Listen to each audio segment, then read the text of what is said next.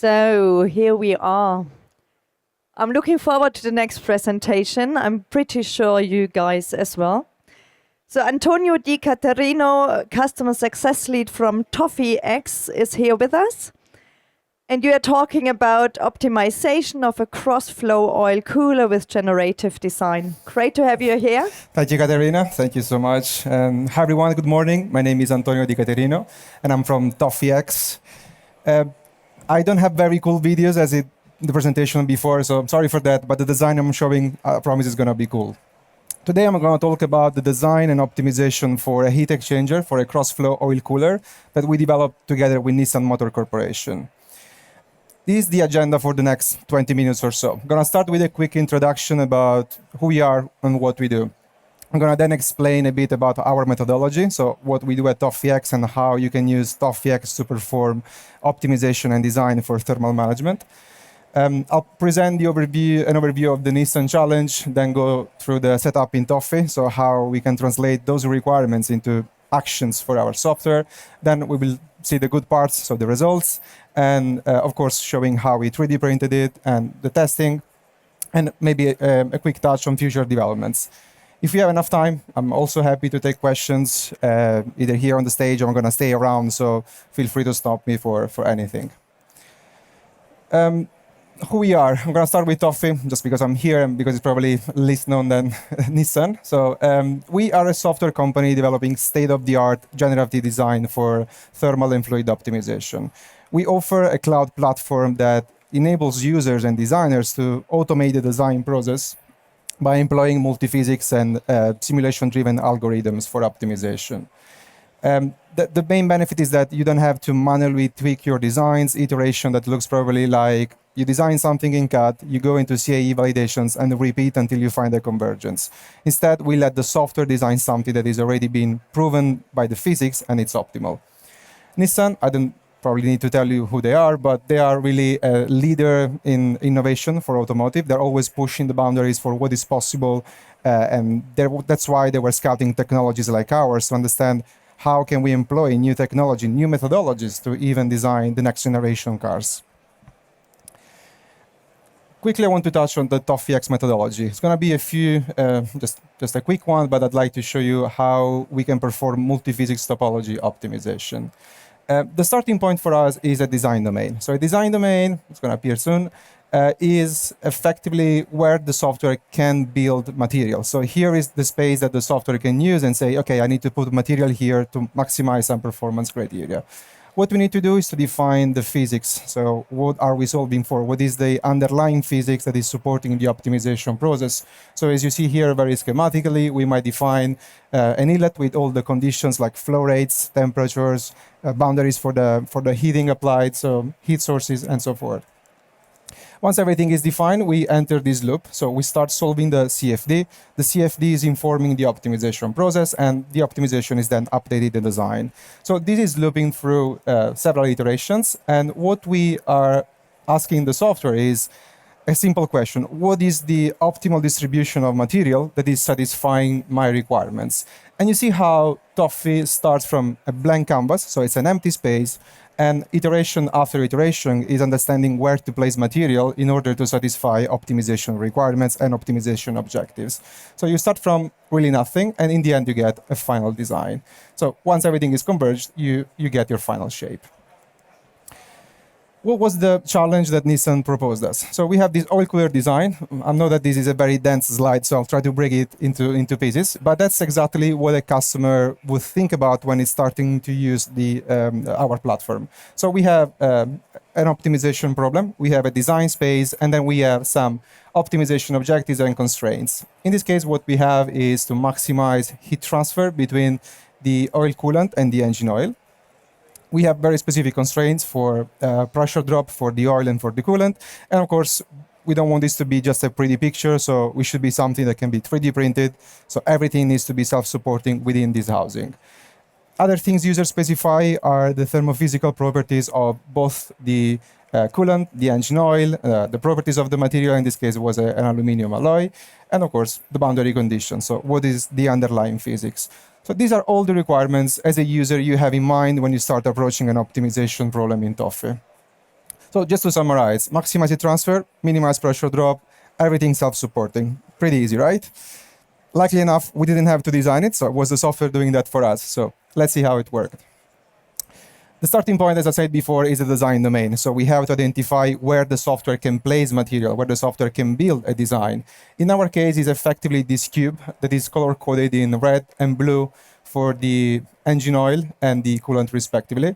The size is approximately 3 centimeter side cube, so it's a quite small application. And this represented for Nissan a case that they already had a lot of experimental data, they already had a lot of confidence about, so it was a perfect case to scout new technology and compare them. I'm also showing here that the input in Toffee doesn't need to be everything you have. So it can be effectively the space you want to use for design, but also to solve the physics. In this case, all the housing, all the case around the core of the design is not part of the design space. It's a non-designable region. So this means that we don't need to include it. So effectively, we are interested in the core, which was refined, and a bit of extension to be sure that we have a good CFD simulation supporting our design process. So we want to extend a bit the regions that are pushing, I would say, the inlet for the oil, for the coolant inside the design region, so that here is a very clean CFD going inside the design space. How does this translate into Toffee? So this is our software interface. On the right-hand side, you see the domain that was provided. So this is in blue, the domain. You see the inlet and the outlet channels, the cube in the middle. And on the left-hand side, we have a sidebar that is where you define your high-level settings. So as a designer, you are not manually designing something here. You're simply telling the software, this is your physics, this is your space, these are your objectives, do the optimization. So once you define everything from the boundary conditions as a CFD for the optimization, you simply hit run and let the software design a component. Based on how you define the optimization objectives, you are able to get different designs. So in the next slides, I'm going to show you different design alternatives. Not all of them will be specifically good for what you have in mind, but this is how you can explore the solution space with ToffeeX. Going from left to right, we see that the left-hand solutions maybe are good for pressure losses, but quite poor for heat transfer. And instead, as you progressively increase the importance of the heat transfer in the optimization, you get much more organic, complex shapes that are maximizing heat transfer, increasing a bit the pressure drop compared from left to right.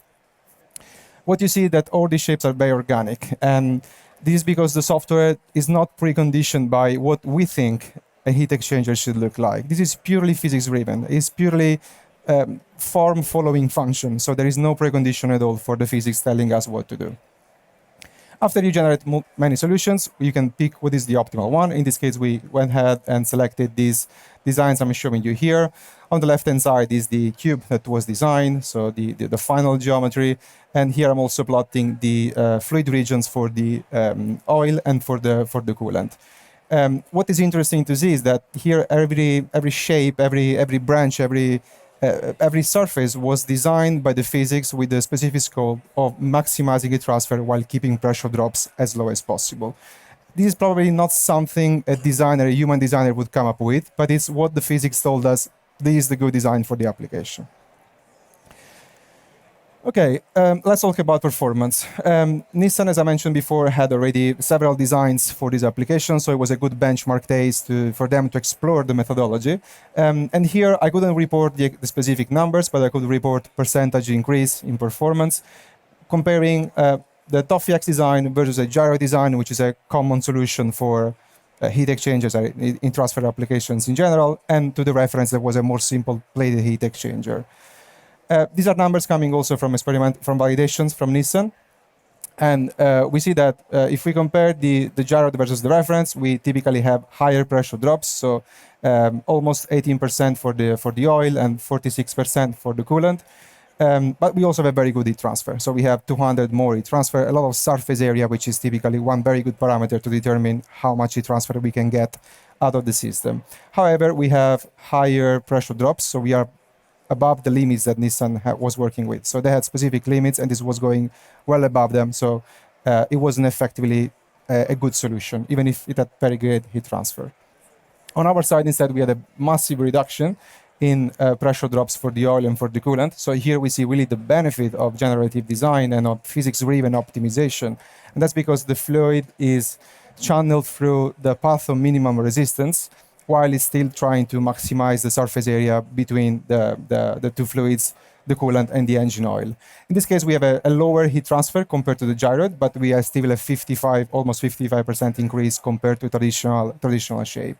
What's the benefit here? That the designer wasn't doing this specifically. So he was simply setting the high-level criteria, and then the software was coming up with solutions. So this means that you are really taking away all the effort of designing, iterating, solving, going back to CAD until you find a good design. One ratio that we were also exploring was the heat transfer to the pressure drop ratio. And you can see that in our case, given the huge reduction we had with pressure drop, we have very effective design. It's almost 12 times more efficient than the reference design, above 6 times more efficient than the gyroid. Of course, that's a pretty picture, but we want to be sure that what we create on the screen is also manufacturable. So Nissan did the 3D printing of this design using a selective laser melting process. They successfully 3D printed it with no supports for the core region, which is quite inaccessible, so they didn't want to have any post-processing for the core inside the heat exchanger. Structural integrity was also evaluated, performing leak tests, so putting the part under pressure for the real operating condition, and it was perfectly fine, so no leaks for the cooler. And finally, they also did a check for the dimensional accuracy, so a CT scan of the final design, which was well aligned with the standard tolerances for SLM. So here we see the scanning and the part as it is. The experimental testing is currently in progress, so unfortunately I don't have the numbers, but they promise they will be available by the end of November. I said December just to be a bit conservative, maybe it's going to be our Christmas gift. But they're doing this experimental testing with the University of Tokyo, so they have a standard rig for testing where a chiller and a heater basically are connected to the testing region with all the pressure gauge, the flow meters, the thermocouples to inspect the actual performance.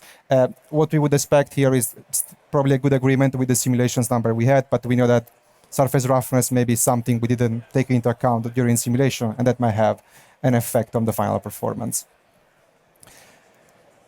Just to recap the key takeaways for this optimization, we saw that using generative design, we can really make transformational changes. So we can really enable more effective solutions by taking off the load of the designer from the actual design to the software. So in this case, we got an almost 12x improvement in the delta P, heat transfer to delta P ratio, so how much heat transfer we can get for each Pascal of pumping pressure we are providing into the system. The geometry was fully self-supporting, so respecting the 3D printing requirements for SLM, so no more than 45 degrees.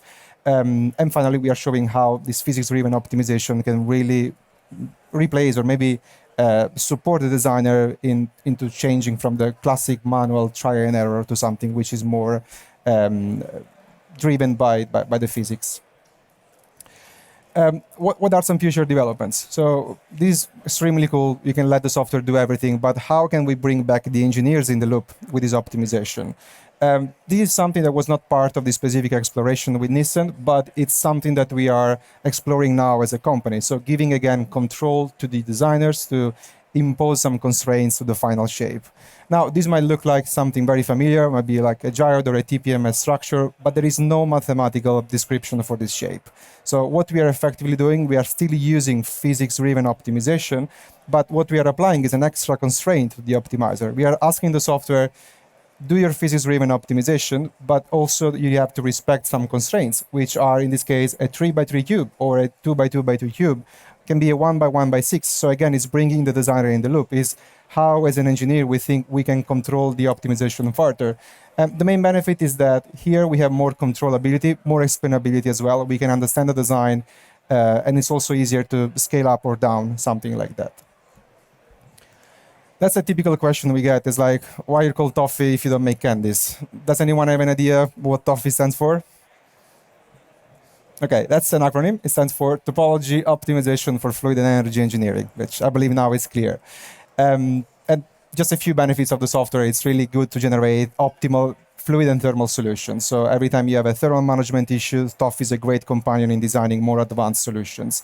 It's really easy to use. It's accessible to experts user, of course, but also non-experts benefit from using Toffee. And it really enables the rapid exploration of more designs and more solutions. But what we always say is that you just have to define your goals and then let the physics design it. If you're curious to know more, we also have a booth here at Formnext. We are in Hall 12.0, booth A41. So I'm really happy to engage with you. If you have any thermal challenge you are struggling with, come talk to us. We would be happy to chat with you. And thank you.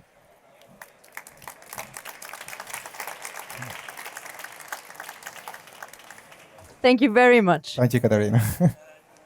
Are there questions? I mean, we all know now that that name, there's like something behind it. It's not just a name. But are there questions further than that?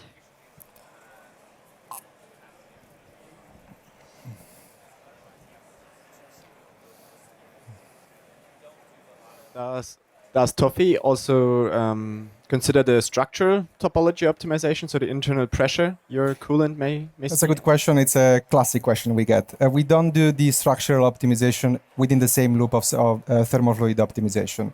What we can control are some requirements in terms of thickness or minimum feature size. So we can control, for example, and say we cannot have a thickness below 1.2 millimeters for pressure containment, or maybe the feature size should be minimum 2.2 millimeters or 0.3 millimeters. So that's something that is the user's controlling. So it's purely finding the optimal shape for thermal and flow dynamics. Thank you. I'm coming. I have a question here, and that is like when it comes to heat cycle dynamics, right? Yeah. And it's like, okay, that's one thing that let's say we have this high flow heat exchanger, which is, we have been making those for decades now, but now it's with generative design, which is cool. Yeah. Okay, I'm a software engineer. I'm as excited about it as the next guy. But the thing is, it's when it comes to, like, for example, made some of those really relatively sharp-looking kinks in there. Yeah. And so I would have problems with, like, let's say, thermal expansion and then contraction over time that might have fatigue cracks. Yeah. So I guess that's what the technical testing is for. But do you have actually a simulation for this? We don't do the simulation for the fatigue as part of the optimization. So obviously the optimizer is already solving a pretty difficult nonlinear problem, which are Navier-Stokes equations. So it's already crazy enough. So we do steady state optimization. What we are doing is then maybe after we can do simulations with external tools to maybe simulate fatigue or simulate the building up or the clogging or maybe even the removal of material because of the flow going through. So we don't do that as part of the optimization, but I believe that's probably also something quite standard. When you make a design, you do a simulation for CFD for nominal condition, and then we say, okay, how is the part in operation working? And you might do fatigue testing. So that's something that is probably still not what you would do in terms of a standard workflow. So, yeah. The reason I'm asking this because we have like a bit more experience in, like, we have like two tubes like this that intersplice, right? And those are like some heat exchangers work that way. They actually have relatively good fluid characteristics as well. And so we fairly well understand how those develop, how those perform after heat cycles, right? And then this one is a brand new shape every time. Totally agree with you. It's difficult to predict, of course. Right? And of course, it's difficult to predict, but that's when, I mean, if we want to really exploit 3D printing and the freedom we can get out of it, we should also start thinking about how crazy shapes like this one can be really adding value into the production cycle. So for us, it's more testing. The good thing is that we've done many applications. This is just one of them. If you come to the booth, we have several 3D printed designs in operation, commercial parts. So they've done all the testing from vaporizers to cold plates to heat sinks. So really a range of different products that have been developing over the past 5 years. So like maybe we've been lucky maybe so far, I'm not sure, but nothing exploded. So that's good. Great, thanks. More questions? If not, there's a speaker's corner like right behind that black wall. So you will be here like for some more minutes. Yeah. If there are any more questions you want to like ask directly, just come to him. And we go on with the next presentation. Great. Thank you, Caterino. Thank you, everyone.